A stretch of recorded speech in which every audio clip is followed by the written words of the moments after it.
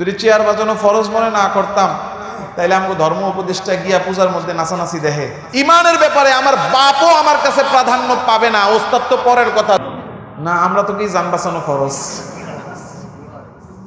আমরা কই চাকরি বাঁচানো ফরজ, আমরা কই পদ বাঁচানো ফরজ, আমরা বলি চেয়ার বাঁচানো ফরজ।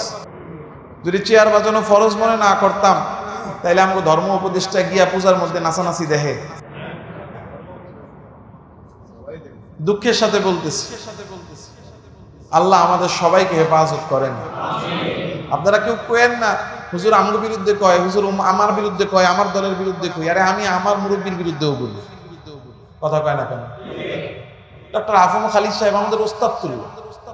এখন উনি যেই কারণেই গেছে, যেভাবেই হোক, চেয়ারের কারণে, পদের কারণে যাইতে হয়েছে, ইয়া হয়েছে, যা হয়েছে, কিন্তু আমি সরাসরি না পারি, কিছু না কিছু পদ্ধতিতে অবলম্বন করে সেখান থেকে বের হওয়ার তো উপায় আমার বের করা উচিত ছিল। এটাই তো ইমানের দাবি ছিল নাকি? হ্যাঁ, এজন্য তাকেও কিন্তু কি করি নাই, ছাড়ি নাই। কাউরি ইমানের ব্যাপারে আমার বাপও আমার কাছে প্রাধান্য পাবে না, ওস্তাদ তো পরের কথা। দুনিয়ার কোন দল কেউ প্রাধান্য পাবে না, সর্বাগ্রে জীবনের চেয়ে বেশি প্রাধান্য পাবে যেই জিনিস, সেটার নাম কি? قالوا لن نؤثرك على ما جاءنا من البينات والذي فطرنا فاقض ما أنت قاض।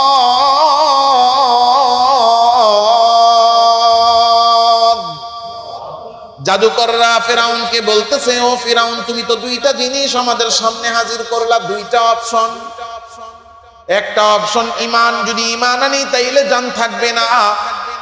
দ্বিতীয় অপশন দিলা জীবন, যদি জীবন বাঁচাইতে চাই তাইলে ইমান ছাড়তে হবে।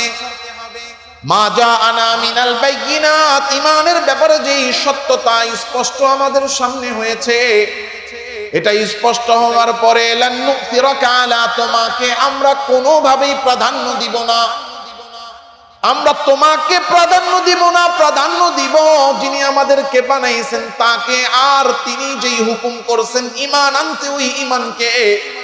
ফাকদি মা আনতা কাদ, আর তোমার ক্ষমতা তো দুনিয়ায় বিচার করা, তুমি তোমার বিচার করে নাও।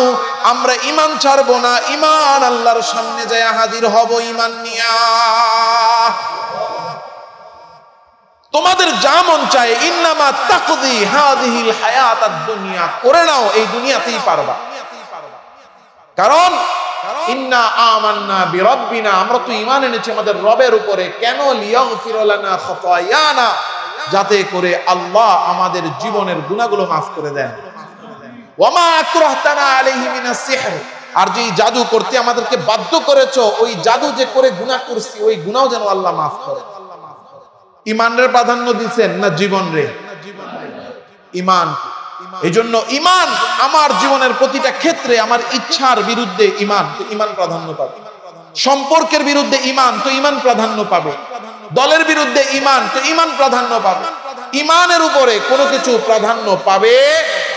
এখন আবার অনেকেই ইমান রে ব্যবহার করে, হালাল রে ব্যবহার করে। গত সপ্তাহে বলছিলাম যে পছন্দ অপছন্দ হবে ইমানের ভিত্তিতে। আল্লাহ যেটারে হালাল করছেন সেটাকে পছন্দ করতে হবে, যেটাকে হারাম বানাইছেন সেটাকে অপছন্দ করতে হবে। Presents by Kuakata media centre. হক্কানি আলেমদের নিত্য নতুন ভিডিও পেতে আমাদের চ্যানেলটি সাবস্ক্রাইব করুন। কুয়াকাটা মিডিয়া সেন্টার, ইসলামিক বিনোদনের বিশ্বস্ত সঙ্গী।